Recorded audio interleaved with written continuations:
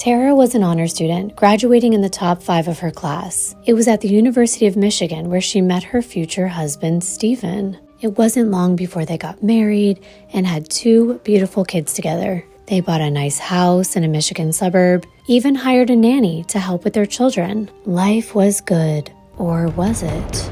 Tara was reported missing on Valentine's Day, 2007. But she wasn't just missing. It was much more sinister than that. This is her story. Hi everyone, welcome back to my channel. My name is Kimbyrleigha. If you've never been here before, nice to finally meet you. Sticking with the theme of holiday homicides in this series, today is another very heartbreaking story that happened on Valentine's Day. But before we get into the video, I just want to thank our sponsor for today, and that is ThredUp. I had so much fun shopping on ThredUp. It's an online consignment and thrift store. They also have an app that's super easy to use to find unique and one-of-a-kind items at up to 90% off retail prices. I love shopping at thrift stores, but I never have time to drive all the way there, sift through all the clothing, and now thrifting is so easy with ThredUp. I found the best and the cutest items in my opinion.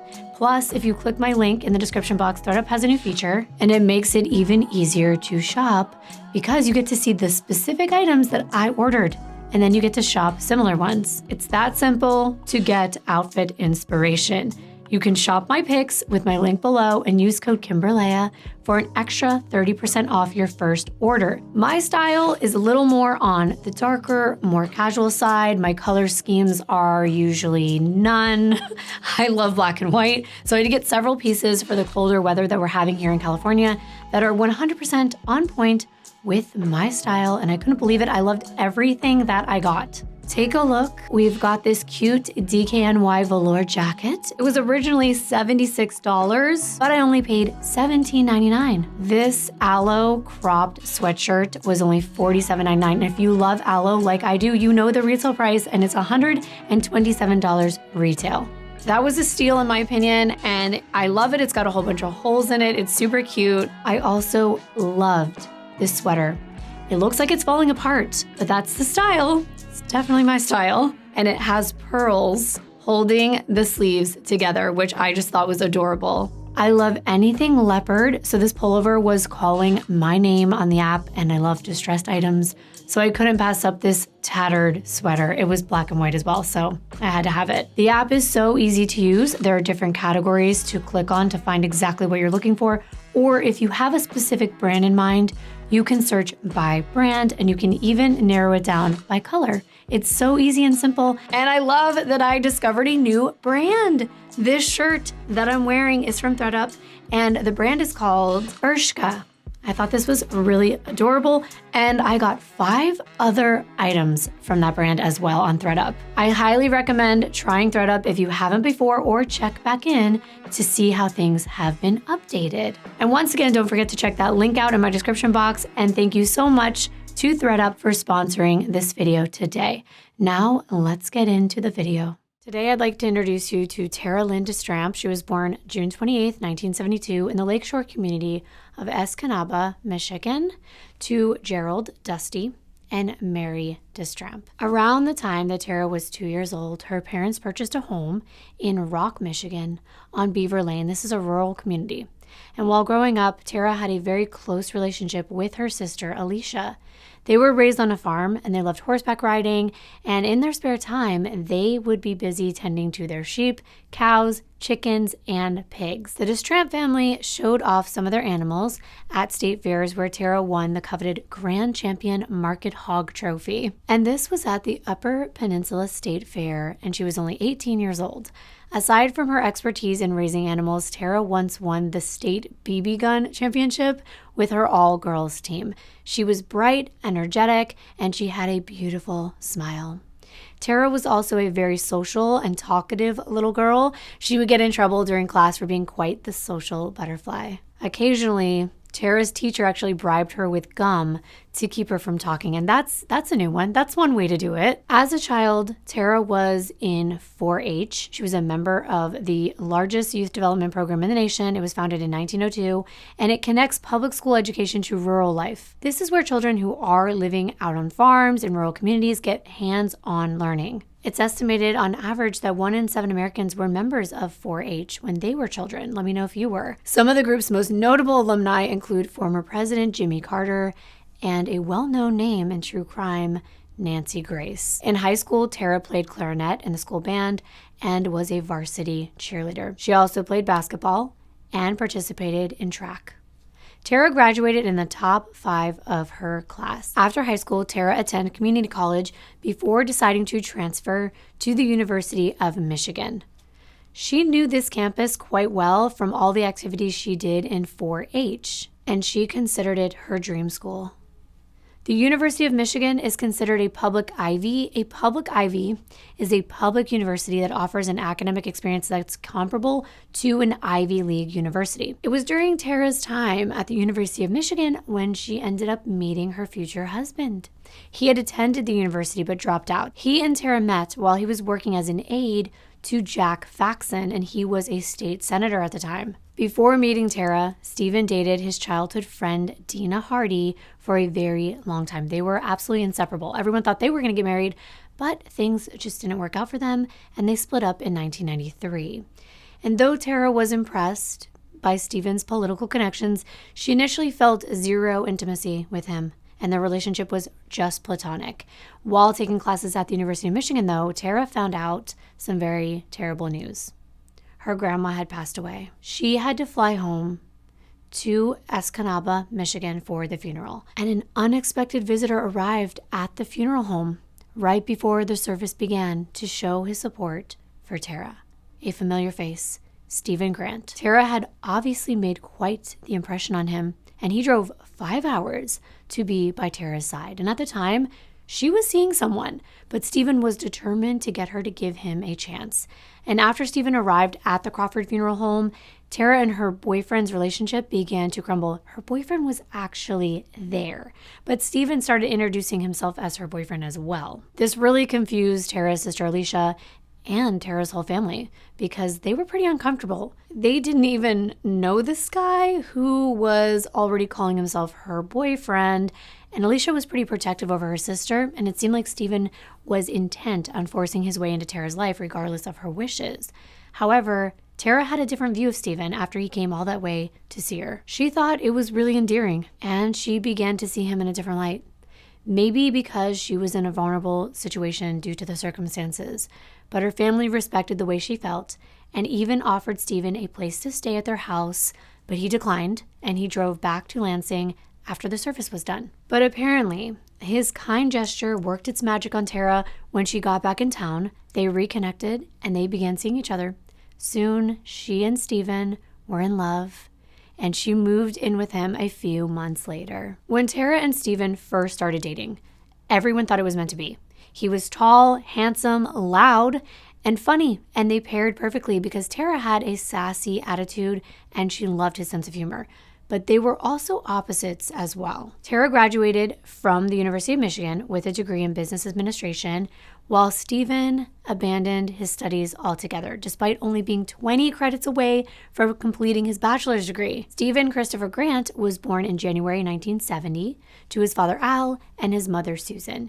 He grew up in an area called Sterling Heights. It's a suburb of Detroit, with his sister Kelly. Ultimately, Stephen's parents did end up getting a divorce in 1985. I told you that Stephen had a sense of humor, but he was also known for his exaggerations.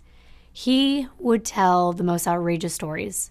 And one of Stephen's former classmates said that Stephen would talk about things like catching a huge fish, and he would exaggerate and embellish these stories, and eventually people would find out that the fish he caught was like 5 inches long. Another thing about Stephen is he was pretty self-centered. There was a time he asked a young woman from a different high school to go to homecoming with him, and the whole night was spent talking about himself, telling her all kinds of stories, just bragging all night long about how wonderful he was. However, what he didn't realize at the time was that his date's father was a counselor at his high school, and he was sitting there claiming to be a basketball star, When Stephen's date arrived home, she of course told her dad that she was dating this athlete from school, and her father was shocked when he found out that it was Lynn Grant. He wasn't even a basketball player at all. So this gives you a feel of how Stephen operated. Tara, however, remained completely smitten with Stephen, and she just understood, like many others, that Stephen just liked to tell these tall tales, and she accepted that about him.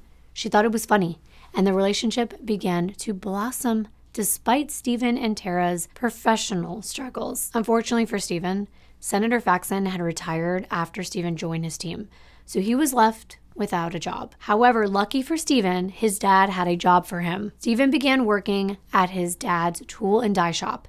This is where they would construct precision tools or metal forms called dies, and they're used to cut, shape, and form metal and other materials. On the other hand, Tara worked for a global staffing service in Troy, Michigan. She eventually got another assignment with a construction company that was responsible for the Hoover Dam and the Transatlantic Pipeline. Now, the Washington Group International Company acquired the construction company in the mid-1990s, and they became Tara's new employer. She loved her career, she loved moving up in her career, and she also loved to do something else in her spare time, and that is go to museums. She loved art, so much so, and Stephen knew this, that while they were sitting on a bench outside the Detroit Institute of Arts in September of 1995, Stephen proposed to Tara. During the early days of their relationship, Tara and Stephen would visit this museum, which left a profound impression on her. This proposal was perfect. On September 28th, 1996, Stephen and Tara were married in a small church in her hometown. As husband and wife, they moved to Shelby Township. This was a growing neighborhood north of Detroit. Tara and Stephen had their daughter Lindsay 4 years after getting married, and baby Lindsay resembled her mom so much. She had these big spiral curls and her trademark smile, and Tara had the ability to balance work and motherhood, and it was an outstanding job. It helped a lot that Stephen was not employed full-time, and he had the flexibility of working for his father, so he could care for Lindsay at home while Tara put in the demanding hours at work to get ahead. Almost 2 years after giving birth to Lindsay, Tara found out she was pregnant with a little boy, their son Ian, and she was excited for the birth of her son and for how well she was doing in her career. Following the birth of her children, Tara and Stephen could afford to move from Shelby Township to an affluent area of Michigan called Washington Township. Their house was located at 6686 Westridge. It was a 4-bedroom, 2.5-bath, 2-story home with a big front lawn and a large front porch. It was perfect for a growing family. And around this time, Tara's job at the Washington Group required her to travel even more frequently. After being promoted to operations manager, Tara was traveling weekly to Boise, Idaho, London, Puerto Rico, and many other places. The company Tara worked for, Washington Group International, like I said, was based in Idaho, but they provided engineering, construction, and management services to businesses and governments around the world. The potential for career growth was unlimited. They had employees working in over 40 states and more than 30 countries. And Tara had her sights set on becoming an executive, so she put in as much time as she possibly could. Lindsay and Ian definitely missed their mom dearly while she was away, and she missed them too. She would go out of her way to make sure that they knew they were cared for and loved. Tara would leave notes all around the house for her children to find them and let them know that she loved them, and she would send them cards, and she would talk to them almost every night. She was working hard for her family. Even though Stephen was only working here and there for his father, Tara's schedule made it very difficult for him to handle everything, the household chores, taking care of the children, all by himself. He was doing what he could, and by all accounts, it looked like Stephen was the ideal version of Mr. Mom. From the outside, the Grant family seemed to have it all. Their life was perfect. But within the walls of their home, all was not well. Stephen's role as a stay-at-home dad really made him feel emasculated. And there's nothing wrong with being a stay-at-home dad, especially if that is what a couple decides is right for them. It can be very rewarding. But for Stephen, it became a problem. He didn't like to be unemployed. He didn't like changing diapers. It was a serious blow to his ego, especially seeing how successful his wife was. It ended up annoying Stephen. Tara was earning a high salary, and he resented it. Stephen only earned $18,000 in 2006 working for his dad part-time. Tara, on the other hand, made a six-figure salary, and just her Christmas bonus alone was $28,000. Tara wanted to make things easier on Stephen. It wasn't her intention to make him feel the way that he was. She was fine with Lindsay and Ian being cared for in a daycare center, so she suggested that they look into it, but Stephen insisted, no, we need something more. We need a nanny. Not just a nanny, but an au pair. And I had au pairs growing up as well. The word au pair means on par in French, I believe, and it means equal to. It meant that the caretaker would become like a family member, caring for your child as if it were their own. And yes, in French, its original meaning differentiated the childcare workers from other household employees, like a chef or a butler. Nowadays, many au pairs in the United States actually come from all different countries, and they speak English very well. The United States immigration officials work with au pairs through agencies, and upon arrival in America, au pairs are classified as visitors, not workers. And while caring for children in the United States, au pairs have free time to go to school, spend time with their friends, and socialize. And typically they do this with other au pairs from the same agencies. In most cases, agencies that sponsor these women have counselors nearby because a lot of times they get homesick. So the agencies will have social events and all kinds of other activities to make them feel at home. And this is a great option for young women and men who are interested in living or visiting America and making a living while doing so. Stephen and Tara eventually decide on a live-in au pair, and Stephen was in charge of choosing them. After all, he would be the one needing to be working with them one-on-one, but the thing is, Stephen wasn't choosing them based on their experience or their expertise. No, he was always selecting the most attractive candidates. Tara was not an argumentative type person, and after all, it was her job keeping her away and leaving Stephen with all the work and the responsibilities. But even as nice as Tara was, it was always Stephen's way or the highway. Whenever friends got together with the couple, Stephen had everything planned out, including where they would go, what they would do, what they would eat, and some women appreciate that. I like it when my boyfriend does things like that for me, but many people said the way Stephen did it wasn't about catering to his loving wife, it was about control. Tara never fought Stephen over any of these plans that he made for them. But to their friends, Stephen appeared to be more demanding, which was evident when Stephen demanded to hire the sexiest au pairs on the websites that he was looking at instead of finding a job and putting the kids in daycare. It's almost like he wanted a pseudo-wife around. You'll know what I mean. When Tara was traveling for work, she would leave a list of things for Stephen to do while she was away. She wanted the children to go to all kinds of events. And during Tara's absence, she wanted Lindsay and Ian to be enriched and surrounded by supportive people to make their lives easier. For example, she once complained that there was a lack of Spanish classes in elementary schools in their district, even though her children did attend private schools. So they did hire a foreign language tutor for Lindsay and Ian. One of the au pairs that Stephen hired did speak Spanish, and she helped their children develop their Spanish-speaking skills. One time, Tara attended a seminar from Landmark Forum, which was a San Francisco company, and through training and development, the company promotes professional and personal growth. And as part of the homework for the seminar, she was always trying to better herself. She was writing letters to her parents, her sister, but it was the letter to Stephen that was the most emotional. Tara began this letter by apologizing to Stephen. She told him she was sorry for domineering him, making him feel invalidated. That was never her intent. In her letter, Tara stated that she wanted to renew their wedding vows. She wrote that she wanted to open up her heart to love for Stephen, for the incredible person that he was. Before the tragic events that I'm about to tell you, it's unclear if anyone had read this letter. Stephen tried. He tried to improve his life. He tried to be productive. He registered 2 different business names in hopes of becoming an entrepreneur, but neither one resulted in success. At the moment, he was a soccer coach and Mr. Mom. And everyone knew Stephen was irritated by Tara's absence from the home because he complained to everyone and anyone, complete strangers, anyone who would listen to him. Stephen had a favorite restaurant that he would frequent on a regular basis. B-Dubs. Buffalo Wild Wings. Gosh, it brings me back to college. He became a familiar face at this local establishment, but not for very positive reasons. Now, it's true. He was very generous with his tips, but after all, he was spending his wife's hard-earned cash. But sometimes he would even pick up the bill for veterans and members of the armed forces. But on the other hand, he would occasionally show an arrogant and mean side. He would boast about his $2,500 mountain bike and his affluent lifestyle, making it look like he was either born into money or a successful businessman. Once he got a little alcohol in him, Stephen would go on rants. One of these rants was all about how he couldn't stand his wife's family and how he hated attending family gatherings with them. Okay.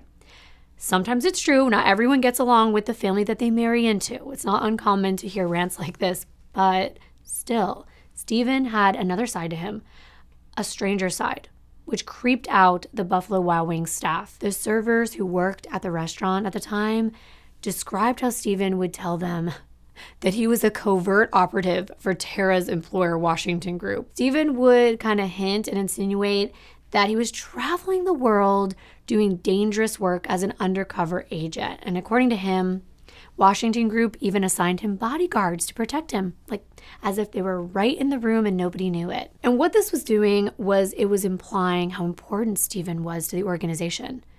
And we know he likes to tell tall tales, but that's like borderline pathological lying, right? When Tara and Stephen finally decided to hire the au pair, Stephen told the Buffalo Wild Wings server that one of the girls had gotten involved with another man while she was working for his family, so they had to kick her to the curb. They had to send her back to where she came from. And he also claimed that all the au pairs were falling head over heels for him. They were so in love with him. Wow. Flatter yourself much? Oh, he does. Stephen told one of the servers that he was in his backyard one night when he saw a light turn on in an upstairs window. And when he looked up, his au pair was allegedly undressing and performing for him. He told them that the same au pair also wore skimpy outfits just to seduce him. I'm sure that's what it was. However, when Stephen's creepy side wasn't drooling over these poor women who were alone, thousands of miles away from their loved ones, his mean side would be screaming at them. Stephen once told a story about how he was like screaming and yelling at one of the au pairs because the dishwasher broke and she couldn't finish washing his plates. The bartender that was listening to the story was actually shocked by the way that he was talking to her. So Stephen only kept these au pairs a short time before firing them and then hiring another. He and Tara went through 7 au pairs in 5 years. Besides the servers at Buffalo Wild Wings, many other people had to put up with Stephen's bizarre behavior. Eric, Tara's brother-in-law, who was married to her sister Alicia, was not a fan of Stephen Grant. Eric thought of him as the type of relative that everyone just tolerated, and it just had to be that way because he was married to Tara. But his controlling behavior made family gatherings unbearable for Eric. He said that Tara would ask him and Alicia to take vacations with their family, but he couldn't, and the main reason was because of Stephen. Tara's friend Amy also had a problem with Stephen. She did not think that they were a match. Amy described Tara as strong-willed and Stephen as moody. She would say that he was always giving out orders, and when Tara's friends tried to get to know Stephen for Tara's sake, he would boast about how wealthy his background was, how wealthy his family was. There was just this air of pretentiousness about him, and it made them uncomfortable. In addition to being mean, arrogant, and controlling, Stephen was also a womanizer. When he was at Buffalo Wild Wings one night, he was talking all about how he would try to pick up girls at Michigan State games. And he would tell women that his wife was actually dead. One of the servers was stunned. And she asked Stephen, how could you do something like that? And according to him, he was already going to hell, so who cares? He had been observed at this establishment saying these type of things all the time. Things like, I'm an atheist, I don't believe in anything, that he didn't care about morals because he didn't believe in God and he was going to go to hell anyway, so what did it matter? And one time Stephen told his server that he didn't like Tara coming with him to the MSU games because when she did, he didn't have any fun when she was around. This is his wife that he's talking about. Other times he said that he would hook up with women at a motel after the game. He would take them home from the game and hook up with them in motels. He also would call his ex-girlfriend, Dina Hardy. He would call her every year just to see how she was doing and whether or not she was still married. However, the staff at Buffalo Wild Wings said Stephen stopped talking about his casual affairs when someone new came into his life. A woman named Verena. Verena was placed in his home by the Au Pair in America agency in August of 2006. And after that, Stephen's behavior changed.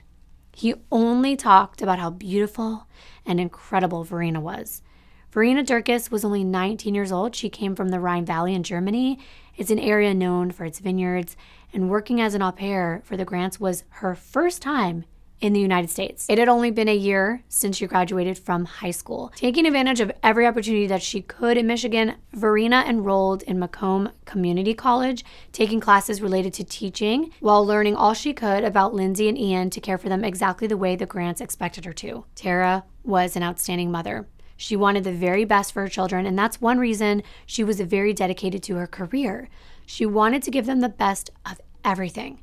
With her responsibilities to the Washington group and her children, Tara had little time to spend with Stephen. She tried her best to satisfy Stephen's needs, but it seemed that she fell short, especially when it came to stroking his ego. And it seemed like the more successful she got, the more stroking his ego needed. Tara had recently gotten another promotion. She was now running an international contractor's office in San Juan, Puerto Rico. She was working there Monday through Friday in Puerto Rico. She would only come home on the weekends. Sunday nights or Monday mornings, she would fly out to Puerto Rico, and then by Friday afternoon, she would fly back to Michigan. It was a lot, but she was living her dream. She was a high-powered executive, and she deserved it. When Tara wasn't traveling, she spent all of her time off on the weekends with her children. Rather than feeling proud of his independent and determined wife, Stephen felt left out and jealous. Stephen felt like Tara didn't care about him anymore because of her constant absence at the home.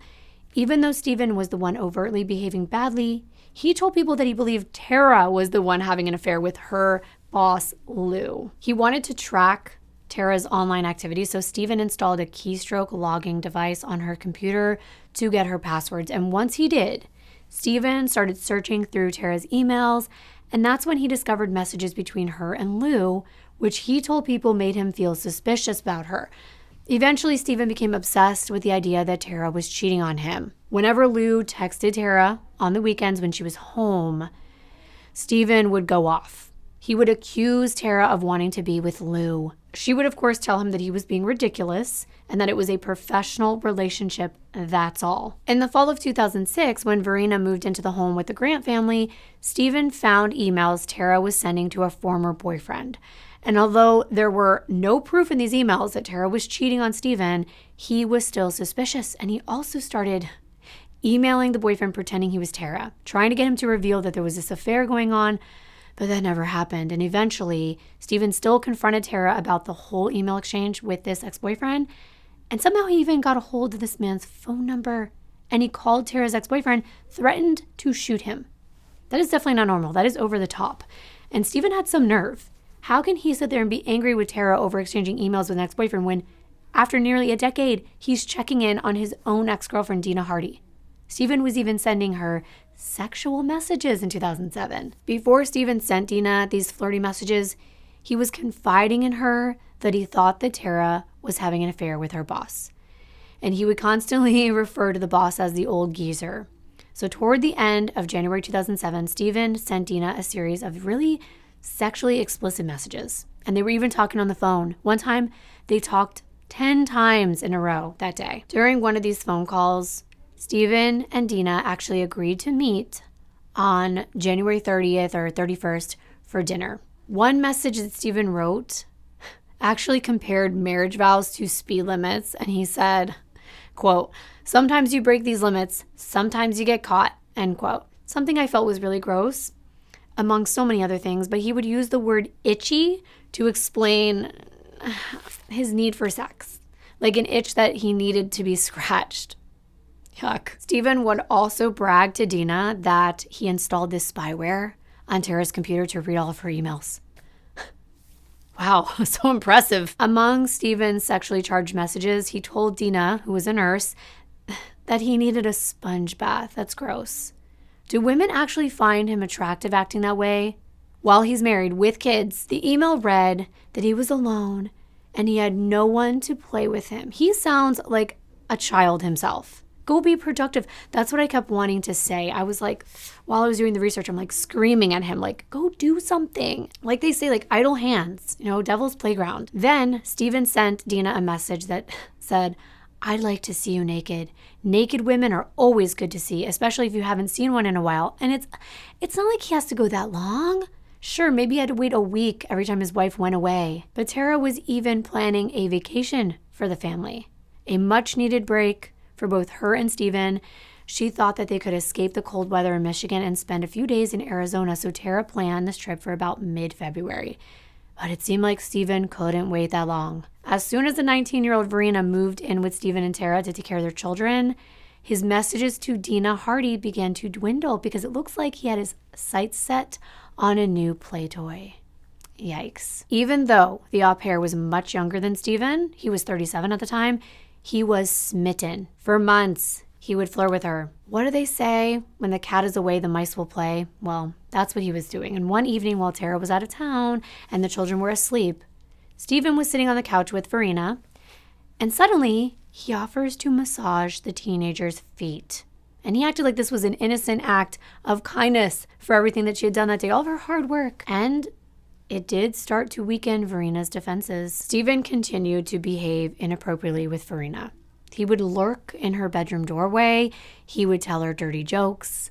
But he was a smooth talker, and he was charming this young and impressionable girl. I mean, here's this guy living in this big house, paying her salary. He's an authoritative figure. She's in a very vulnerable position. As time went by, Verena started to feel like she was falling in love with Stephen. Wow. That poor girl. What a manipulator. When the children were asleep, Stephen would confide in Verena about his suspicions that Tara was cheating on him. And again, this is a tactic. It's to break down Verena's walls, hoping to get her to feel more comfortable with him. And Stephen would tell her the same thing he would tell Dina. When they asked him, why don't you just get a divorce? He said, I don't want to upset the lives of my children. So Verena, trying to be helpful, suggested that Stephen talk to Tara about his feelings. But Stephen said he'd rather just see the guy she's cheating on be beaten up. That's how childish he was. On one occasion, it was February 1st, Stephen actually told Verena that Tara just needed a swift kick in the ass. That's what she needed. I don't know for what. And later that night, he told her he wanted to sleep with her. I think Stephen is the one that needs to get kicked to the curb or further. And poor Verena, she did not know how to respond. She tried to laugh it off. Like every time he made advances, she would change the subject. However, she finally allowed Stephen to hang out with her in her bedroom that night. He was in there for 4 hours, and he just continued to comment on how beautiful she was and how much he loved her legs the whole time. And I was so enraged researching this case, especially when I read something like that. I just try hard to stay professional, but these kind of things, they just make me so mad. His wife is working so hard. She's earned everything that she has, and he's taking advantage of her kindness and her trust, and it's so hurtful. Wait until you hear this whole story. It will definitely stick with you. I'll think about it every Valentine's Day to come, and I'm sure that you will too. A few days later, Stephen called Verena into his bedroom one morning, and when she opened the door, she got quite the surprise. There was her boss, Stephen, standing there with his pants down at his ankles, just butt-ass naked. Sorry, that's what he was. And get this, he looks at her and he tells her, well, now that you've seen all my goods, now that you've seen what I look like naked, now we can have sex. Again, this poor girl tries to laugh off this entire situation. But then the next night, February 8th, the night before Tara was expected to come back home, Stephen was professing his love to Verena. In the middle of the night, this man goes into her room and he takes her out. He picks her up and he takes her out and puts her inside his bedroom. And he begins to, he begins to go down on her. Yep. And then they fall asleep in the bed that him and his wife shared together. Oh boy, I'm gonna have to walk out. The following day, Stephen followed Verena around the house like a little puppy dog, continuing to ask her, how do you feel about me? Do you like me? Do you love me? What do you want to do now? Verena wanted to get out of there. That's what she wanted to do. Later that night, she decides she's going to the club with her friends to escape Stephen's annoying questions. And by February 9th, Verena wanted to get out of the Grant family because Tara was due home that night from Puerto Rico.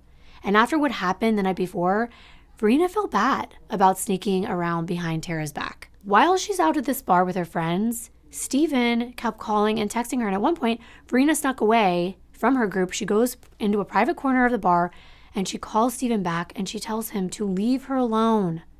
Her friends are starting to get suspicious. But Stephen didn't stop. He texted her right after that phone call, and it was around 10:30, and he told her that Tara was due home any minute and that Verena owed him a kiss. He texted, quote, "Make a noise when you get home so I can kiss you." No, that is so inappropriate. But remember, he has no morals. He's going to hell anyway, so what does he care?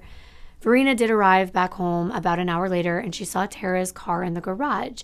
So she's trying to quietly make her way up to her room without disturbing the family when she hears Stephen stomping down the stairs loudly as she's walking into the house, and he's screaming, "What are you doing here?" And that's when Stephen saw that it was Verena who was walking in the house, and he broke down in tears. How dramatic is he? He broke down. He's like, "Oh, I'm sorry. I thought you were Tara." And Verena's just standing there kind of confused. Like, why would you be talking to your wife like that? And that's when Stephen told her what happened. He said that Tara had come home, and they started talking about how much she had been gone lately. And she finally told him something that he didn't like. She said, "I hate to break it to you, but I need to leave a day earlier than planned." So it just meant that she had to leave a day early and she was going to have less days to spend there. Like, she would only probably have one full day to spend. We already know Stephen doesn't like that she's gone, so it angered him. And he said it turned into an argument about the fact that he wasn't happy. Tara had started unpacking one of her luggage and packing another one right there. And that's when she gets on the phone and she tells someone, "You know what? I'm going to be out there in a minute," or something to that effect. And she walked out on him. She left him and the kids just like that. He said he was furious that she just left in a dark-colored sedan, which he assumed was a car taking her back to the airport or maybe a hotel, and this was around 11:15. He told Verena that he's probably going to get divorce papers soon, and he said, "I don't blame you if you want to leave, but I need someone here. I need you desperately." And Verena was feeling bad for him. You know, he's got this wife that's never home. He's doing his best for his kids, and he was a very attentive father. He was. And she's feeling like, wow, I can't believe this is happening to him. His wife just walks out. So she decides to stay. And Stephen then asks her, "Can you delete all the text messages? I feel terrible about what we were texting. I don't want to give Tara more fuel for the divorce." And when she wasn't deleting the messages fast enough, he actually grabbed her phone and started to delete them himself. When Stephen told Verena that Tara had left him and his children, she showed him sympathy and she gave him a lot of attention and continued to care for his children. The couple would spend all day together, and then Verena would comfort Stephen in his bed at night. However, after not hearing from his wife for a few days, Stephen began to worry about Tara. She usually checked in on the kids. Even if they were arguing, she would call. And then Tara's office reached out to her on Monday the 12th asking if she was there, and Stephen said no. Her boss, Lou, said that she had not shown up for a meeting that morning, and that was very uncharacteristic of Tara. But Stephen thought he had to wait 24 hours before going to the police, which is a big misconception. You do not. You can and should go right away. When he contacted some of Tara's friends and relatives, they said that they hadn't heard from Tara either, but at first they tell him she probably just needs time to cool off. Give her some space. But as time passed, especially when she didn't show up from work, they did get worried. The 34-year-old mother of two had been missing for 5 days when Stephen finally notified the Macomb County Sheriff's Office about her disappearance. He went in there on Valentine's Day, February 14th, 2007. Deputy Hughes from the Macomb County Sheriff's Office took Stephen's initial missing persons report for Tara. This police station serviced the affluent neighborhood that the Grants lived in, and they were used to getting pretty petty calls from their neighbors. Maybe someone saying, someone's watering my grass, or somebody stole my lawnmower. They weren't exactly used to getting anything more serious than that. And if someone was reported missing, it was usually a teenager who stayed out a little too late and their parents got worried, but they always ended up showing up hours later. At the police station, Deputy Hughes spoke with Stephen for over an hour. And he told the deputy that Tara left in a hurry after an argument 5 days ago. While Stephen's explaining what happened on February 9th, Deputy Hughes stops him. He notices that there's a scratch on Stephen's nose, and he asks him, "Did the fight with Tara get physical?" And Stephen says, "No, it was just an argument." After this interview, a second Macomb County deputy comes in, and he tells him that he's going to take some pictures of Stephen's nose and his body. A bruise on his right leg and a scratch on his right hand. Stephen said he was injured by metal shavings at his father's shop, and the cut on his hand was from a snowblower. When the deputy asked him how he got the bruise on his leg, he said he didn't know, but he worked with machinery, so that's probably what happened. Tara's missing persons case was passed on to an investigative team and handled by Sergeant Pam McLean and Detective Brian Kozlowski. When Detective Kozlowski questioned Stephen, he asked, "Why did you wait 5 days to report her missing?" And he explained that in the past, Tara would walk out on him, and she would be gone a few days, but she always returned home after an argument. Stephen said he thought Tara would be back after her work week as per usual. On the night that Stephen last saw Tara, she'd called what Stephen thought was a car service to come pick her up. He told the investigators that he heard her say something like, "I'll meet you at the end of the driveway," as she walked out the door. He watched her get into a dark-colored sedan, which just took off, and he hadn't seen her since. The detectives pay Stephen a visit at home. He invites them inside. He ushers them to the kitchen, where his children are eating dinner with Verena. Everything seemed normal. The house was tidy. The children were well taken care of. Verena introduced herself as the au pair, and she said she'd been working for them for about 5 months or so. One of the detectives was questioning her, while the other one was talking to Stephen, and then they all came together in the living room, where Stephen is showing the detectives the family computer. They're looking at a bank account to see if any money had been taken out or any transactions were made for airlines tickets, that sort of thing. But there was nothing unusual noted. Now for this next request, it's per protocol. They asked Stephen to take a polygraph, and he was offended by that. He was like, "Do you think I did something to my wife?" And they said, "No, because if we did, you'd be arrested by now."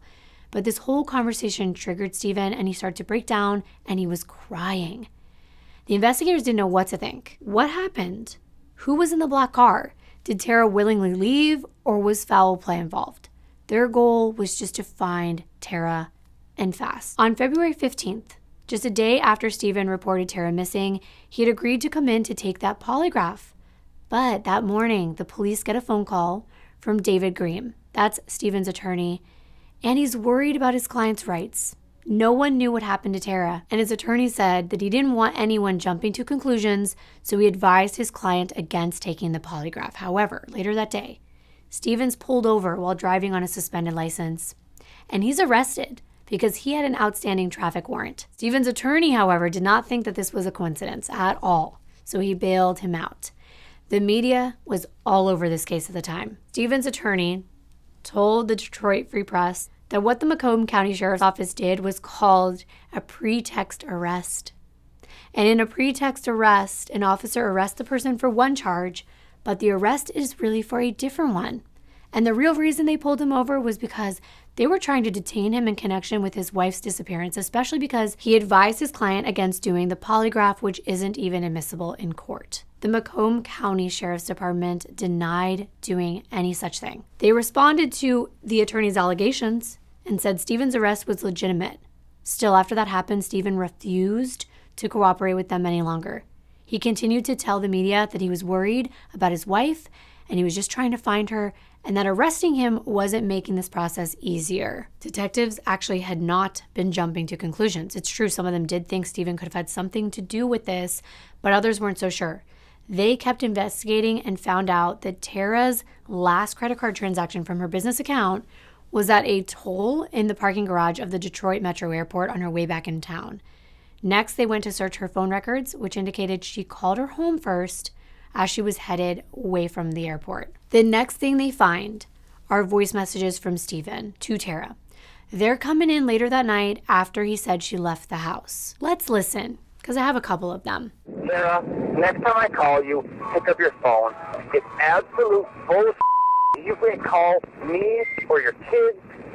I know you're mad. I'm mad. You traveling this much is not right. So there it is. He's asking her to call back, even if it's just for the kids. There's another one pleading for her to come back, wanting to know why she's doing this. Why did she leave like that? And the messages just get more and more angry as time goes on. The next one was him yelling and saying, "I can't believe you're doing this to your children." It really did sound like Stephen was a concerned father that's fed up with his busy wife caring more about her career than him and her family. Maybe she did leave on her own accord. Sergeant McLean and Detective Kozlowski called Au Pair in America, the company Verena worked for, and they informed them that Tara Grant was missing. The agency immediately sent for Verena to return to Germany, so she had no choice but to plan to leave the United States and Stephen Grant.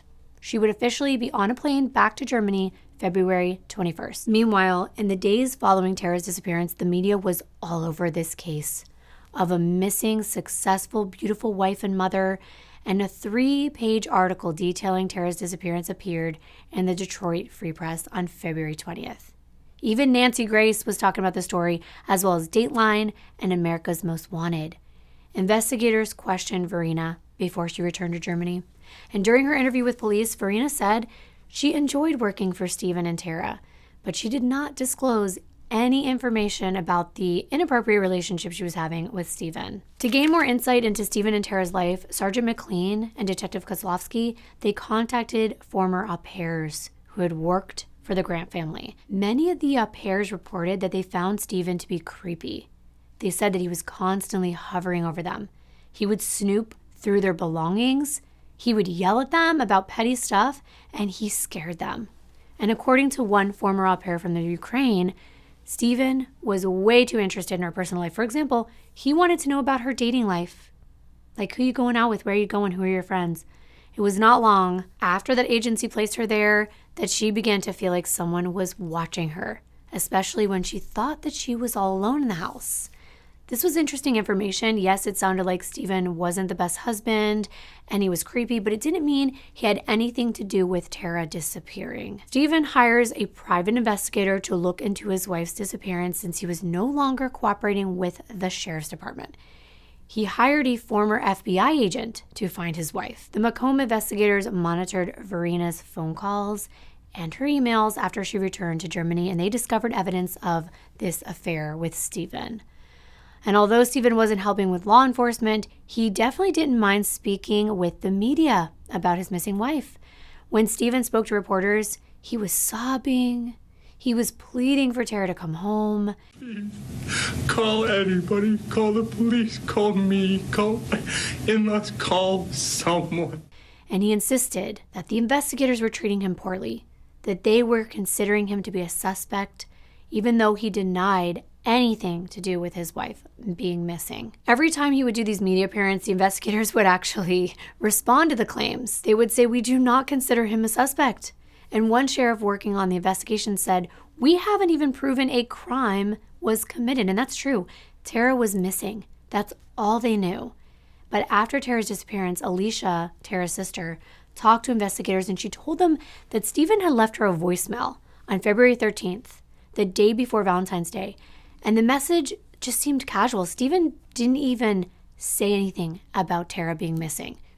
He just said, "Call him back." And when Alicia finally called him back later that night, that's when he told her that Tara had left following their argument and she hadn't come back. So at that moment, Alicia and her husband drove from Ohio to Michigan right away.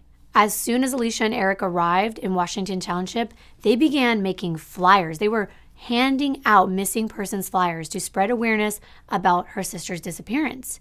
And Tara's sister told investigators that the couple, they searched everywhere, handing out flyers, even at the airport. And Stephen wasn't even helping them. But we know that he's not even cooperating or communicating with investigators. He's only going through his attorney at this point. And he had hired an investigator of his own for the case. Stephen would do a bunch of interviews. Any journalist that asked, he would do one. But he only communicated with the investigators through his attorneys via fax. He wouldn't even speak to them. Tara's coworkers denied any allegations that she had an affair with her boss or anyone else in their company. And reporters would repeatedly ask the sheriff's department whether Stephen was a suspect in press conferences, and although they maintained that he wasn't, investigators on the case were frustrated by his lack of assistance. One of the sheriffs said, you'd think that he would be right there at our side waiting to get all the information he could get from us, but he hasn't called us once. Think about it. He called us, said his wife is missing, but since then, he hasn't called once to ask how the investigation is going or if we have any new information. That is weird. The sheriff's department said they were getting support from other family members and from Tara's workplace. The only person who was not cooperating was Stephen Grant. But in his defense, like I said, not that I want to defend him. I despise this man.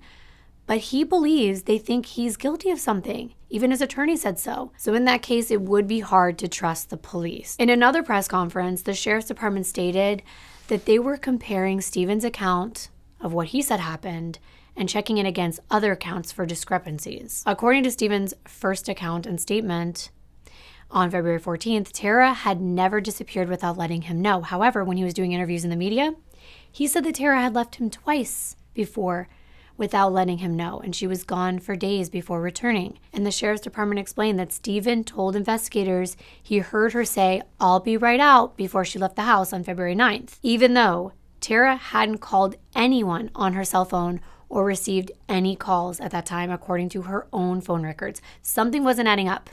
Was Tara lying? Was she pretending that she was on a phone call so that she would avoid telling Stephen where she was going? Had she planned this all along? Was there a car waiting outside already? Now, Tara's phone was completely off. As Verena returned to Germany, Stephen's sister Kelly traveled to Washington Township to help him with Lindsay and Ian, who were only 4 and 6 years old at this time. She lived nearby with her husband Chris in Sterling Heights, and Kelly spoke to the press about her missing sister-in-law and how she distributed a bunch of missing persons flyers, and she was trying to protect the children from the media attention, which was looking like quite a circus. To me, he looks plastic. There's no tears. Several news outlets compared Stephen to Scott Peterson, who was convicted of murdering his wife Lacey and their unborn child Connor in 2004. In the same way that the media was analyzing Scott during the search for Lacey, the press analyzed Stephen's demeanor and his lack of assistance in Tara's investigation. When Stephen heard that he was being compared to a convicted wife killer, he actually replied with, "I thought Scott Peterson was guilty too. So I get why everyone is looking at me as a suspect." According to Stephen, his retired FBI agent private investigator was talking to him daily. He told the media, however, that the police were the ones not cooperating with his private investigator. Stephen couldn't understand why the police would do that. He said, "It's not like the person we hired is a nobody. He's a former FBI agent." But a Macomb County Sheriff's Department spokesperson responded to Stephen's claim, and they said, "It's not that we're not sharing information with a private investigator. We never had any communication with a private investigator. They've never reached out to us." When Stephen's ex-girlfriend Dina heard that Tara was missing, she sent the investigators all of those racy emails that were exchanged only 1 month earlier. They hadn't found the emails before because Stephen refused to let them check his home computer. He only gave them 2 of Tara's laptops. Stephen's attorney said Stephen did not turn over the computer because it had private information regarding business correspondences, and that Tara rarely used that computer. Like it matters? They're looking for things that he did. Search teams were combing through neighbors' backyards and into this big park that's close to the neighborhood looking for any sign of Tara. There was an article that went out in the Detroit Free Press on February 24th with the headline, "Search for Tara Lynn Grant to intensify today." And then in bigger, bold words, it said, "We're looking for ... a body." Wow. And they show a map with approximate locations for the Grant's home, as well as Stony Creek Metro Park, which is a popular 4,000-acre park with a 500-acre creek running through it. It's frequented by many locals, including Tara, who used to jog there on a regular basis. It has a lot to do. It's got hiking, camping, fishing, swimming, and so much more. And 150 searchers were sent out there. And they were also sent to about a 2 to 3 mile radius from the couple's home. And once again, Stephen refused to help. He said it was because of recent falling out with the sheriff's department. Despite the desperate pleas and the search efforts from Tara's family and friends, weeks went by, and she was still missing. Those who loved her began to lose hope that they would ever find her, especially alive. Investigators at this point suspected foul play. They had their sights set on Stephen. However, they couldn't get into that home without a search warrant, and they did not have evidence to obtain one. After 3 weeks without new tips or leads, Tara's case was at a standstill until 34-year-old Sheila Warner was out for a hike in the woods on February 28th. That day, Sheila went for this walk along a 1-mile stretch near her home in Washington Township in the Stony Creek Park area. By this point, Tara's disappearance had made national headlines. Sheila was aware that there was an investigation going on for the missing mother. Since she knew that the police had searched this exact area where she was walking, she had her eye out for anything suspicious. And it's a good thing she did, because as she's scanning the ground where she's walking, she notices a plastic baggie tucked away in a tree behind some branches. Sheila's interest in this bag was piqued by what was inside. Blood-soaked items. It looked as though blood had actually pooled at the bottom of this bag. She noticed rubber gloves, metal shavings, and several other baggies inside this plastic bag. So with her mitten-covered hand, Sheila lifted the bag, carried it home, and placed it in the freezer, and then called the police. Investigators were hoping that this plastic bag with blood-soaked items in it that Sheila found would lead them to answers about Tara's disappearance. Some investigators said the bag probably had nothing to do with her disappearance, but others believed it did, especially because it had those metal shavings inside. The metal shavings looked like the ones found in a tool and die shop, and we know whose father owns one of those, don't we? The sheriff's office sent out teams to search through the park again, starting in the area where the bag was found. And at the time of Tara's disappearance, Michigan's state crime lab was taking several months to return DNA results. However, the investigators sent out the Ziploc bag for testing on priority, and the lab notified the investigators that some of the preliminary results were back the following day. The blood inside the bag was indeed human. After learning this fact, that it contained human blood, investigators obtained a search warrant for Stephen and Tara's Washington Township home.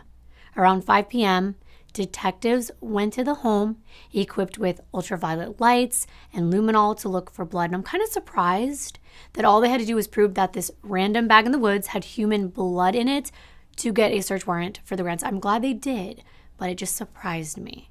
I guess it makes sense though. They were still waiting for the actual DNA results from inside the bag to confirm whether or not it was Tara's blood. But Stephen gave a 100-minute interview to the Detroit News that night. Stephen referred to Tara in the past tense throughout this entire interview. When he was asked to describe Tara as a mother, Stephen said she loved her children but traveled a lot. He said that people would say she's gone 5 days a week. She's only there on the weekends. And it wasn't weird for her to come in, kiss the kids, and leave again. And he says, I'm sorry. Is that a good mother? No, it's not. That's a bad mother. Since when does that make someone a bad mother? Like actually being productive and having a really successful career? Stephen continued to disparage his missing wife. He would say things like, people think she was the perfect mother. I was a better mom than Tara was. There's no other way to put it. I was the mom in the house. She was gone all the time. If the kids needed someone to take them to swimming or school or soccer practice, I took them. And I'm sitting here thinking, it's your responsibility. You're the father. He really irritates me, and I let it show. Later in this interview, Stephen discussed his in-laws' reaction to Tara's disappearance. He said some of her family has said in the media how much she loved her kids and how she would fly back in order to attend their functions, but that's not true. He said, I can't recall one time she did that. And he said, to be honest, as weird as it sounds for me to say this, I was the perfect mom, not Tara. He also admitted he had power struggles over who the head of the household was. Does it matter? You should be a team. During the same interview with Detroit News, Stephen discussed a racy email that he discovered between Tara and her ex-boyfriend. And according to Stephen, she was cheating and he confronted her and they had an argument and then they had to go to marriage counseling. And according to him, his trust in Tara had returned after the marriage counseling was over. And that's when he finally stopped questioning her about her cheating. When Stephen was asked about how he felt about Tara's successful career at Washington Group and her high salary, he became defensive. He responded, I work for my dad. It's a family business, a major auto supplier. It's a small company, but I make a good salary. It's not like Tara supports me. Following this interview, Stephen was asked if it was possible to record a second one in his garage. However, that interview never happened. After the interview, Stephen drove home and was greeted by investigators and the press. When investigators told Stephen that they had a search warrant for his home, he handed over his house key and then he called his attorney. He put his attorney on the phone with the investigators, and the attorney asked them if Stephen was under arrest, and they said no, that Stephen was free to leave, and that's when he decided he wanted to take Bentley, the family dog, for a walk. And the police did not follow him. Stephen walked away from his home, and a cameraman with Channel 4 News focused on him as a snowstorm was raging in the background. Stephen and Bentley were caught in the camera's view before disappearing among the swirling snowflakes. And once Stephen was out of sight of the police and the media, he called a friend who lived a few miles away, and he explained, you know what, they're going through my house, they've got the search warrant, can you come pick me up? So he did. He got Stephen and Bentley into his car, and he started to make his way back to his home. And on the way to his friend's home, the friend noticed that he was acting really strange. His hands were shaking, he was looking over his shoulder like someone was following them. And when Stephen got to his friend's house, he said, I really want to see Lindsay and Ian, who were at his sister's house at the time. So he asked his friend, can I borrow your truck? And the friend said, sure. So Stephen drove away with his dog in his friend's truck. As investigators are combing through the Grant's home looking for anything of evidentiary value, they made their way to the garage, the one where, he never did that second interview. And that is when Sergeant McLean saw a container. And it looked a little out of place to her, so she signaled for Detective Kozlowski to come take a look. I'm putting a picture up on the screen. And man, did I have flashbacks of the Marjorie Orban case in this moment. Watch it next. I'll link it below, the cards at the end. But it was this green plastic bin, this Rubbermaid container. And it looked like it had a black tarp over it. Detective Kozlowski opened the lid of that container. And inside he found what looked like a bunch of plastic bags, with the outermost being a black garbage bag. And there was definitely something inside. He just didn't know what it was. He took his gloved hand and he kind of laid it on top, touching the exterior of the bag and whatever was in it, kind of just pressing on it a little bit. Whatever was inside felt soft to the touch. And at first he didn't want to open the bag. He thought that it was maybe salt for ice on the freezing Michigan streets, but after poking at it a few times, he decided to tear open the plastic bag to see what was inside. There was just something about it that gave him this uneasy feeling. What he discovered was absolutely horrifying.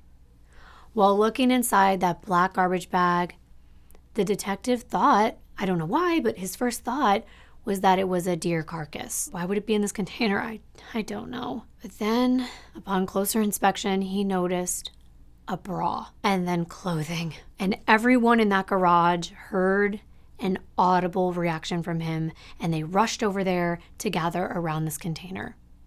After tearing open the remainder of this garbage bag, the detective discovered the dismembered torso of what appeared to be a woman's body. 5 bags were found on the scene by the medical examiner. They contained remnants of women's clothing. The remains were severed. And the container had what was left from the neck to the top of the thighs, including a bra, panties, and a part of a pair of pants. It was obvious to the investigators that they had just located Tara Grant, or sadly what was left of her, which is just heartbreaking. It had to be Stephen. It had to be. And his whereabouts were unknown at this time.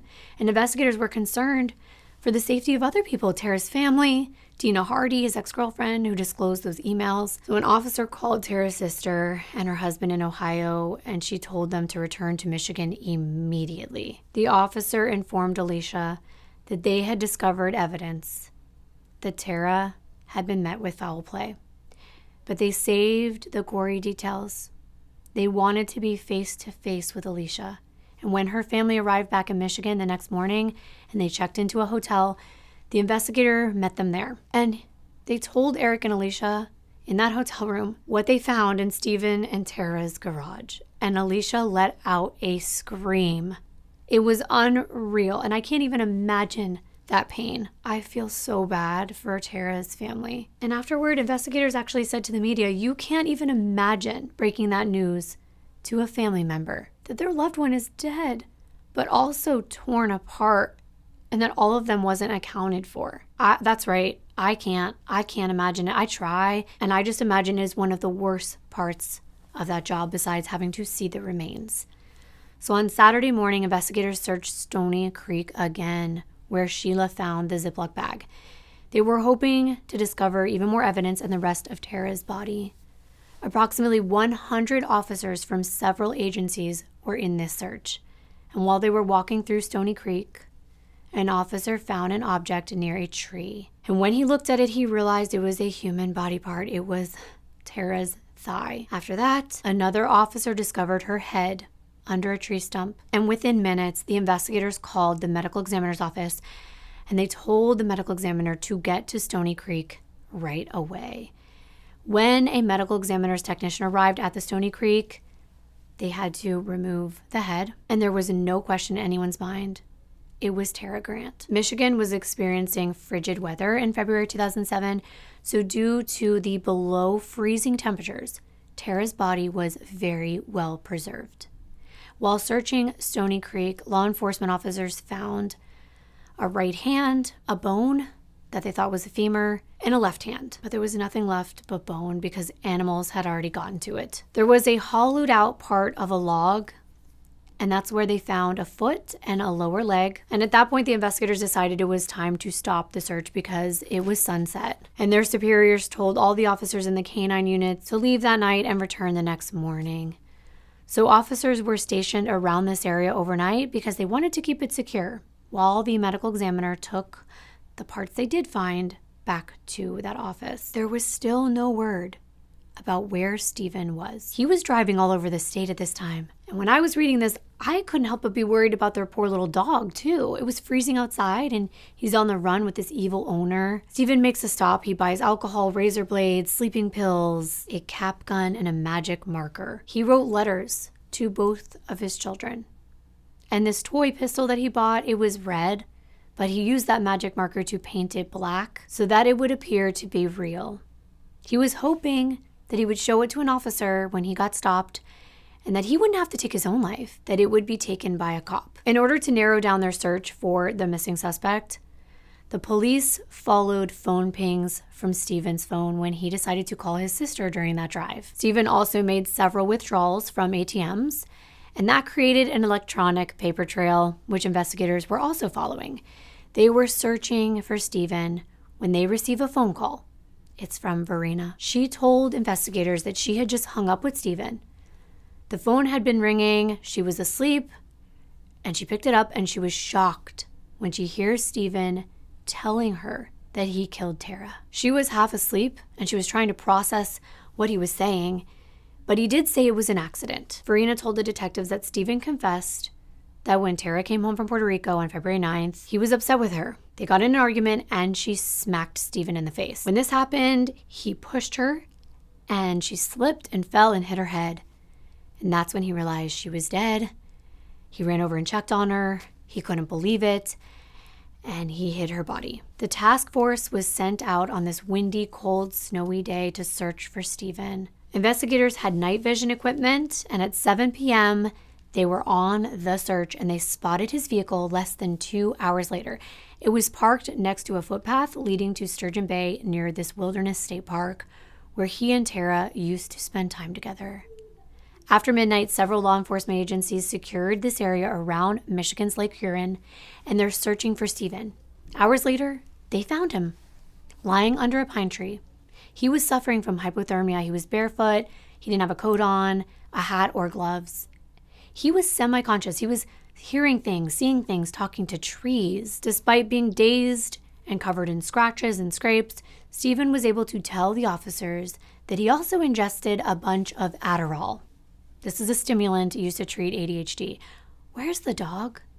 I just kept thinking, where's the dog? Finally, he's airlifted, and they bring him to Northern Michigan Hospital, where the doctors diagnosed him with frostbite and hypothermia. He had a body temperature of 87.8 degrees Fahrenheit, which is 10 or 11 degrees below normal.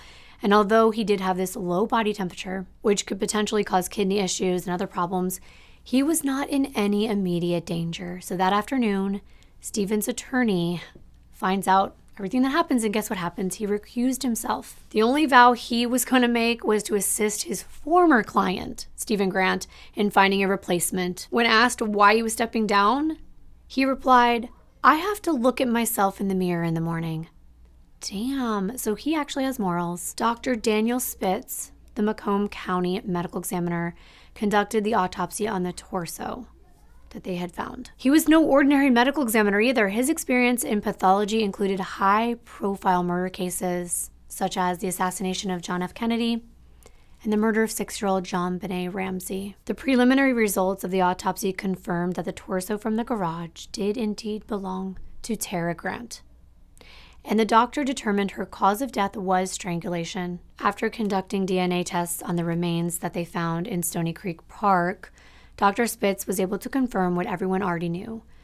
The body parts were those of Tara Grant.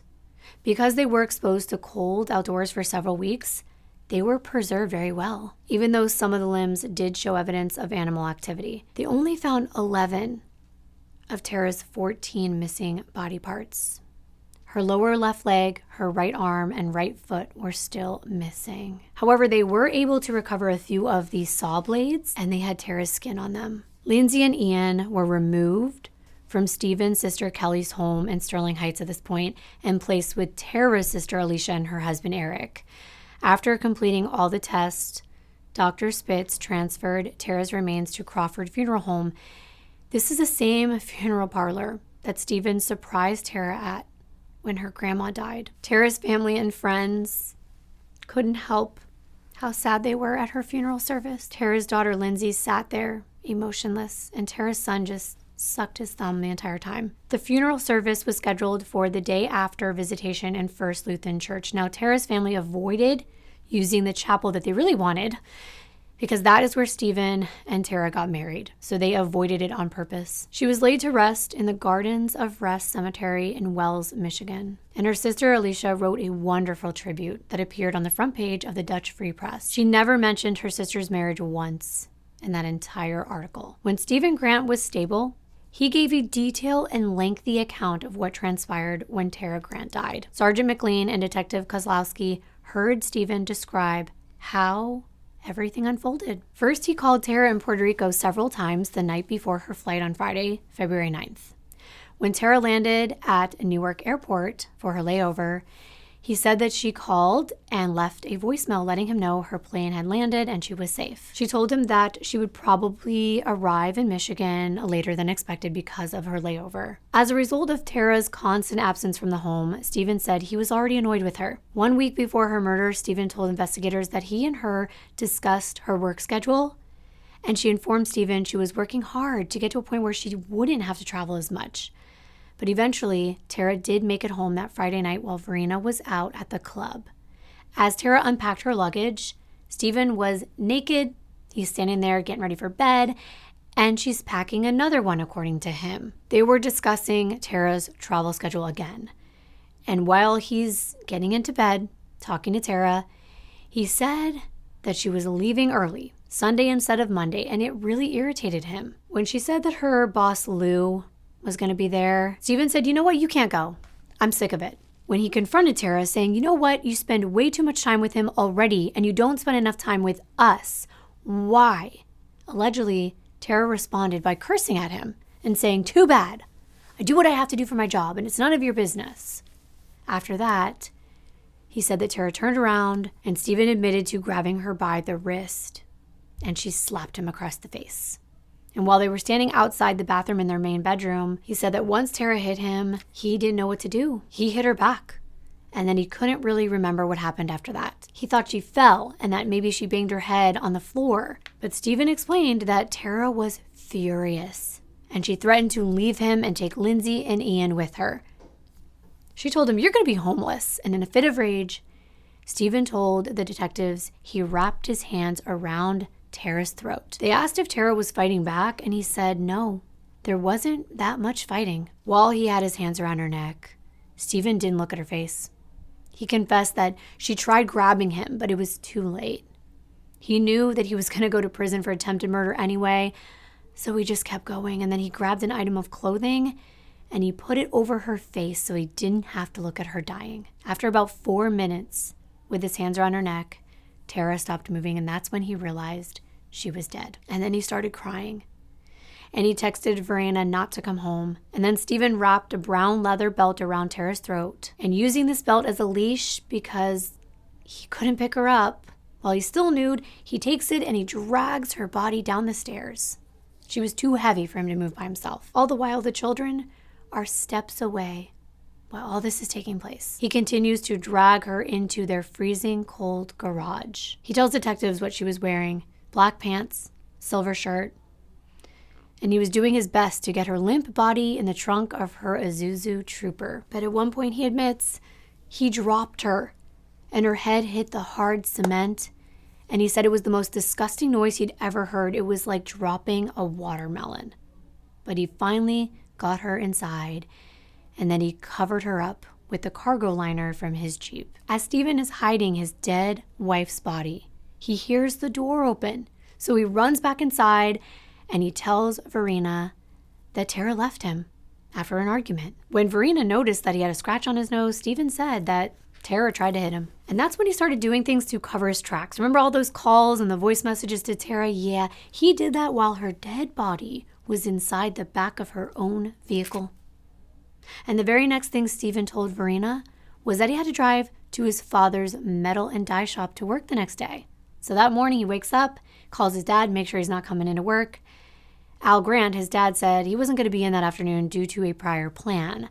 So Stephen drove Tara's car with her body and back to his dad's shop. He also brought a bow saw and a plastic tarp. After Stephen arrived at his father's shop, he told investigators that he shredded all of Tara's belongings, her documents, even tried to break her computer, but he wasn't able to cut her. He didn't think he could. He didn't think the bow saw would do the job.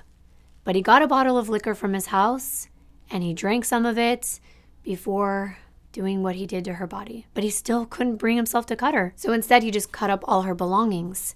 His goal was to make it appear as though she just vanished.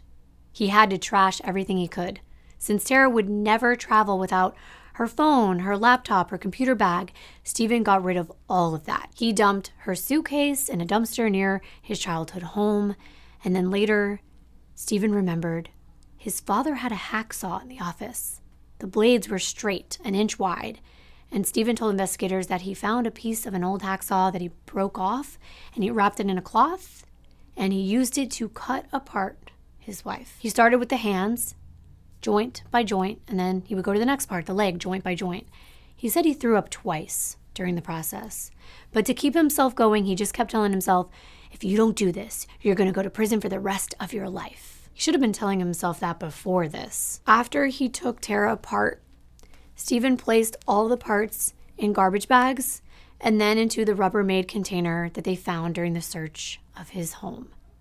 He said the blood was thick like syrup. Then he drove Tara's car out of the shop with the container in the back, with all the other stuff, the laptop, the belongings, they were all in this container. And the very next day on Sunday, he told detectives that he tried to make it seem like everything was normal.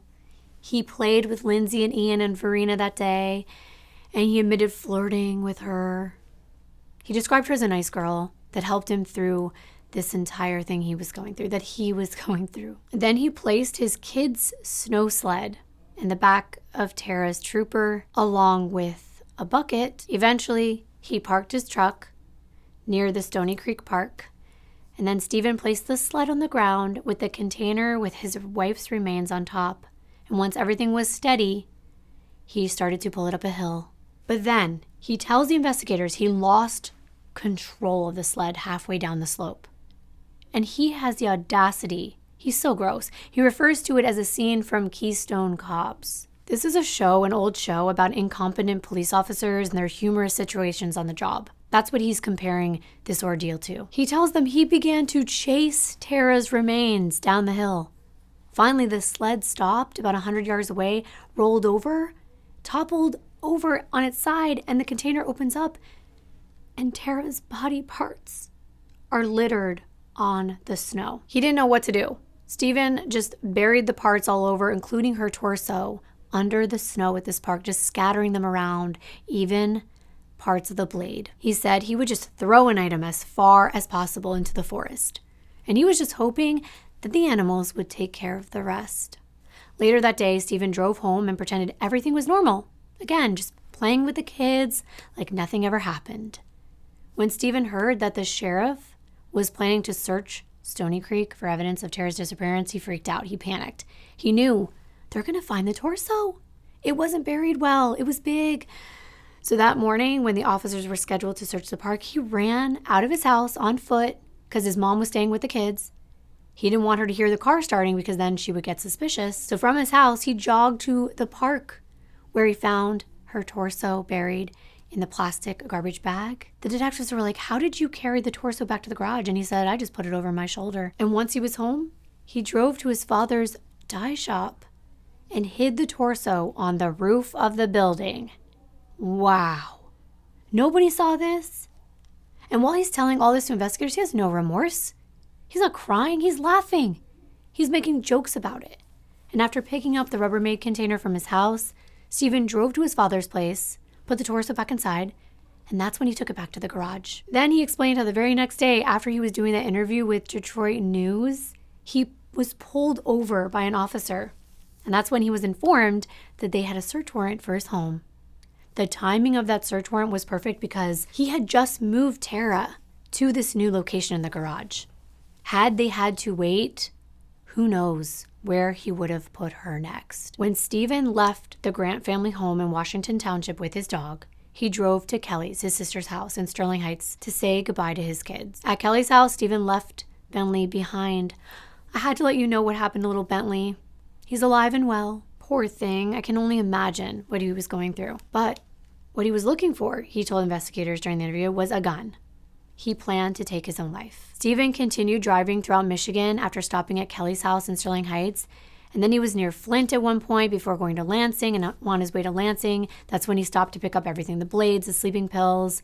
And he explained how he parked his vehicle in the forest and walked into the woods. His last memory was sitting under the tree feeling frozen. Stephen was asked if he truly believed that Tara had been cheating on him with Lou, and he said no.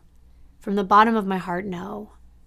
When investigators asked if Tara knew about Stephen's indecencies with Verena, he said no, Tara was ignorant of what was happening. And isn't that the truth? And what a shame that is. If only she knew how evil this man really was. In May 2007, Tara's sister, Alicia, filed a petition to permanently terminate Stephen's parental rights, and she also filed a petition to adopt Lindsay and Ian. The children were living with Stephen's sister, Kelly, who pledged not to fight for custody. However, by the time May came around, Kelly decided she wanted to adopt Lindsay and Ian because, according to her, the kids were more comfortable with Stephen's family. Kelly made it painfully clear that she did not want Lindsay and Ian to live with Tara's sister, and that is so cruel. Sheila, the woman who found the plastic bag, she was actually awarded. She received the recognition award for her help with the case. But she did speak about her concerns about testifying against Stephen in his upcoming murder trial. But she said, I'm not afraid of him. He looks to me like a cowardly person. There was a wrongful death lawsuit filed by Alicia and her husband, Eric, and a judge awarded Tara's estate $50 million. The money Stephen owed them wasn't even of interest to them. What they wanted in this lawsuit was to prevent Stephen from profiting from any future books or movie deals, and they got their wish. He wouldn't. Officials in Ohio, where Alicia and Eric lived, recommended Kelly not see the children. In an interview with the Detroit News, Kelly said her brother wanted his children to move with her, not Alicia. Like he should have a choice? This man murdered their mother. Ugh. Kelly had been complaining about the fact that Alicia had told Lindsay and Ian about what happened to their mother. Kelly had a problem with that. She said that these children were going to be scarred forever. Kelly couldn't have children of her own. So that might have been one reason she really wanted to have her brother's children. But this also meant it would give Stephen's parents access to the children. And that was kind of controversial. Kelly kept arguing that Alicia was not giving Stephen's family the same respect. And I understand. It's hard not to blame this man's family. I don't, but at the same time, it would be hard to trust them at the very least, especially when they're keeping in touch with Stephen.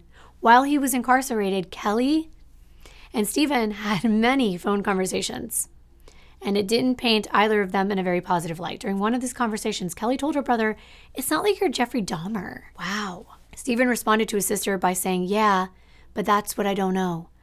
It just bugs me that people think I'm a monster. They don't think. They know you're a monster. In another conversation, Kelly told her brother she wanted to dispose of his clothing because she was afraid that someone was going to steal it and sell it on eBay. She told Stephen that she would make sure the clothes were safe in her basement and she would put them in containers, and as a disgusting and sickening joke, Stephen responded with, "There are a lot of Rubbermaid containers in the house. Sorry." What a sick and heartless man. And after attending Tara's funeral, Kelly called Stephen and she told him Turning Point, an organization that helps women who suffer from harm at the hands of their loved one, could be a woman or man, domestic issues. They hosted the service at Stony Creek, and they were talking about the domestic issues at the hands of her brother and how this went on for many years against Tara, which ultimately ended in her murder. And he was furious. Stephen was mad. He told Kelly, "You should have set the record straight. You should have told them it was the other way around." And Kelly said, "Well, I can't bash the dead woman right now." But she said, "Yeah, she was the most emotionally abusive I'd ever met. I can't say that right now, but she was a puppet master." Yeah, you shouldn't say that. It's crazy how they talk such ill words of the dead. Stephen even had the audacity to ask Kelly if anyone mentioned him during the funeral, and Kelly said, "No, it's like you don't even exist anymore. There were no pictures of you, not even from your wedding day." And since Tara was a victim of a domestic altercation, everyone released purple balloons and they wore purple ribbons, and Kelly was joking about this, saying you never even hurt her physically or verbally. When Kelly was on the phone with Stephen in prison, she made a gagging noise, and she was joking about how sappy the funeral was, like that they should have handed out barf bags in every pew. According to Kelly, their mother wanted to know why Stephen didn't just put Tara's body in the trunk and park the car at the airport instead. His own mother was saying this stuff. And one of the most disgusting things that Stephen Grant's sister Kelly said about her murdered sister-in-law was, quote, "I would like to know, and this is very disgusting, but if they put her back together in her coffin." Stephen replied, and he was joking around saying they probably laid her out that way too. And then they started discussing whether they thought Tara was dressed that way, that they put on her clothing with all the severed parts, or whether they put them back together. All the while, I can't believe they're saying this because they're being recorded. And the prosecution eventually obtained these phone conversations between Stephen Grant and his sister.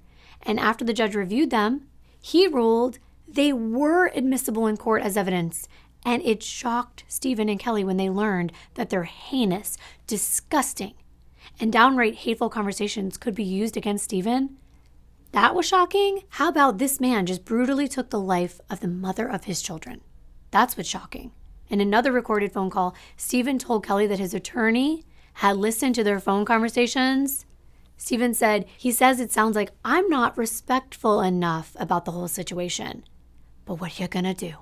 I told him, "We're just talking how we talk anyway." But he said, "They're going to make it look bad." And Kelly agreed. She's like, "You're not taking it lightly. It's a very serious thing. It's a horrible, horrible thing. Nobody's taking it lightly." Well, I disagree. On November 27, 2007, the first day of jury selection in Stephen Grant's murder trial began. Stephen appeared in court looking different from usual, with a new haircut, new clothes, and the bugged out expression that's usually in his eyes was less noticeable. He usually had these bulging, prominent green eyes, I'm sure you've noticed, but they had him tone it down. Stephen's attorney told him to relax his eyelids so they wouldn't look as spooky, because his eyes could distract the jury. During Stephen's news interviews while Tara was missing, those eyes would freak people out. And even when he was in jail, the inmates would tease him about his wide-eyed expression, and they wanted him to do the Stephen Grant eyes all the time. At jury selection, Stephen's attorney announced that his client wanted to plead guilty to the charge of mutilating a dead body. So the court called Stephen to the stand, where he confessed, "I mutilated a dead body." It's believed that Stephen's attorney wanted him to plead guilty to this charge to keep the fact that he dismembered her from coming up in court. How are they going to leave that fact out? Really? The trial began immediately after jury selection. As part of his opening statement, the prosecutor said that Stephen had left several messages on Tara's phone following her murder to cover up the crime. The prosecutor also told the jury they would hear these messages that Stephen left. Among these calls was one that he made after he'd taken Tara apart and placed her in a container. This was the call where he said that she owed her children a phone call. He was well aware that he had just cut her into pieces. Stephen's lawyer admitted during the opening arguments that it's true, Tara's murder was a tragic and horrible crime, and that Stephen Grant murdered his wife Tara. But it was up to the jury to decide the details. According to the defense, the events of February 9, 2007 were a result of a pot that had simmered for too long and it finally boiled out of control. When Stephen took a hacksaw to his wife, his attorney said, he did so out of fear and desperation to hide his wife's death. It wasn't planned. This was only a reaction to what had happened. Alicia, Tara's sister, was the first witness of the day. To begin, she explained the relationship between herself and her late sister, and according to Alicia, they were best friends. Despite that she traveled so much, Tara spent as much time as possible with Lindsay and Ian and the people she loved the most. When Alicia cleaned out Tara's belongings after the murder, she found a ton of cards that Tara had exchanged with her children.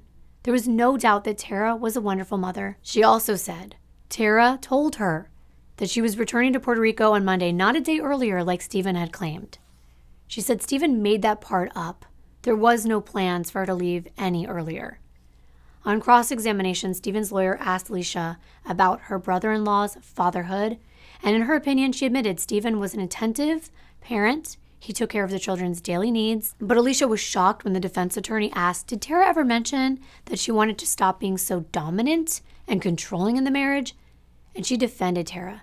She told the defense attorney, Tara wasn't dominant in her marriage simply because she was the breadwinner. The next witness was Lou, Tara's boss, and during his testimony he stated he had known Tara since 1994. Their relationship was professional, and according to Lou, Stephen called him on Monday, February 12th to ask where Tara was. Lou told the jury in court that Tara was due back to work that day, and he said he never requested that she return to Puerto Rico a day early. Late that night, Stephen called Lou again, asking when someone was legally considered missing, and Lou was baffled that Stephen hadn't already told authorities that Tara was missing. After Sergeant McLean testified in her statement, she said that Tara did not make any phone calls from her cell phone or her home phone around the time that Stephen claimed she did on February 9th. Poor Verena was put into the mix, and she had to fly back to Michigan from Germany, and she was at the top of the prosecution's star witness list, and she was brave. She was asked a few personal questions like her name and her age by the prosecutor, and after that, the prosecution delved into her and Stephen's relationship, and she told them everything about how he was confiding in her, about Tara's indifference in the marriage, and his bizarre nude encounters he had with her. She even told the jury that Stephen asked her to wash the sheets in the main bedroom before Tara got home that night. And she heard him leaving Tara mean messages. When she's looking back, she now realizes that Tara was dead when Stephen was making those disturbing calls, and that's just horrifying. She said the reason she didn't say anything to investigators is because at the time, she really did think she was protecting an innocent man. She didn't say anything about the relationship because she believed, she was convinced that Stephen did this by accident. But she also said how Stephen was laying in bed with her that night and holding her and kissing her the entire night before she had to return to Germany. And when she did, he told her, you need to create a new email address and a new phone because authorities are monitoring. When she was asked whether she loved him, Verena said that she thought she did. After Verena's testimony, Sheila Warner took the stand and she described what it was like finding that plastic bag full of bloody debris while she was hiking February 28th. The prosecution presented Stephen as a power-hungry, fame-seeking psychopath, and according to the prosecutor, Stephen just reveled in all the attention he was getting from Tara's murder. He did try to argue that Stephen premeditated the murder because he hit Tara during their argument and decided to silence her, and that this was a conscious choice. But in his argument, the prosecutor pointed out how Stephen covered Tara's face while strangling her because he didn't want to see her, and according to him, that was just another sign that Stephen was thinking clearly at the time. It took 4 minutes, which gave Stephen enough time to contemplate what he was doing. But the defense portrayed Stephen in a different light.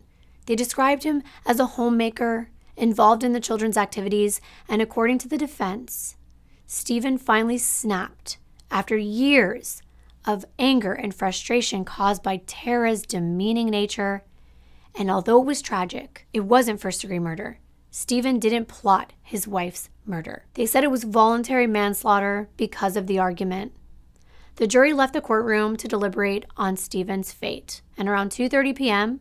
on the second day of deliberation, the jury informed the court that they had reached a verdict. As the foreman spoke, he announced they found Stephen Grant guilty of second-degree murder. According to the foreman, the jurors tried so hard to find a reason to convict Stephen of first-degree murder, but they said that doing so would go against the judge's directions. They agreed Stephen had not premeditated the murder of his wife.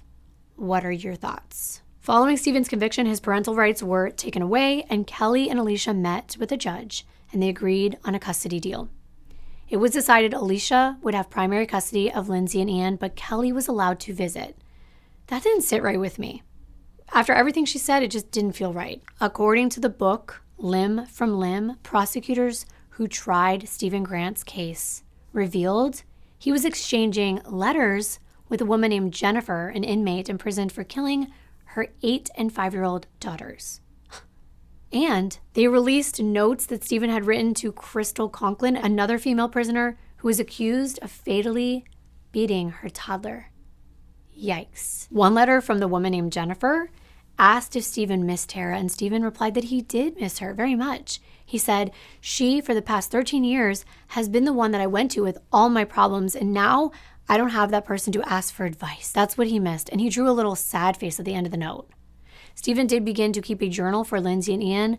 He wanted them to read this later in life. In that book, Limb from Limb, it claims that Stephen was writing the book so his children could learn about where they came from the two people who loved them and each other. Really, 2 people? Stephen's jailhouse calls and letters were not brought up in the trial, and the jury never got to take them into account with their verdict. Nevertheless, these conversations had a huge impact on public opinion. The court of public opinion, along with all the offensive jokes and the way that Stephen and his sister discussed things, how they were going to develop everything into a book and a movie and keep all the profits and not give anything to Tara's family. In this devious plan, the siblings suggested that Stephen actually dictate the book to Kelly, and then she would make sure everything got produced by Lifetime.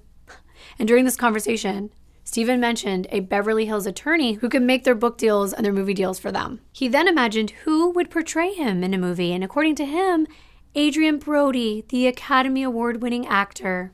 That would be perfect for Stephen Grant. And Kelly told him, no, he's a little too famous for Lifetime. Let's tone it down a little. The prosecution revealed in February 2008 that Lindsay and Ian had witnessed their father murder their mother. On Christmas Day, Lindsay told her aunt Alicia that she and her brother saw Stephen and Tara fighting the night that Tara died. In detail, the poor 7-year-old described how her father choked her mother to death, and that beyond breaks my heart. My goodness. But Stephen's family, on the other hand, denies that ever happened. How would they know? Were they there? Because these children were. At Stephen's sentencing hearing, Tara's brother-in-law Eric made a victim impact statement, and he described Tara as one of the most generous people he had ever met, and she was his wife's best friend. And he called Stephen Tara's Achilles heel. Since the day he met Stephen at Alicia and Tara's grandmother's funeral years ago, Eric told the court that Stephen gave him a bad feeling. In one instance, he found Stephen screaming at his 18-month-old son in his crib. The infant was crying and frightened. And Eric said, "Even my son realized that Stephen was a monster." Tara's mother, Mary, also gave an impact statement, and she asked the judge if she could speak directly to her former son-in-law, and the judge said, "You're not really supposed to talk to the defendant, but I assure you, he's in the courtroom and he can hear you." And as she looked in Stephen's direction, she told him she would never forgive him for killing her daughter.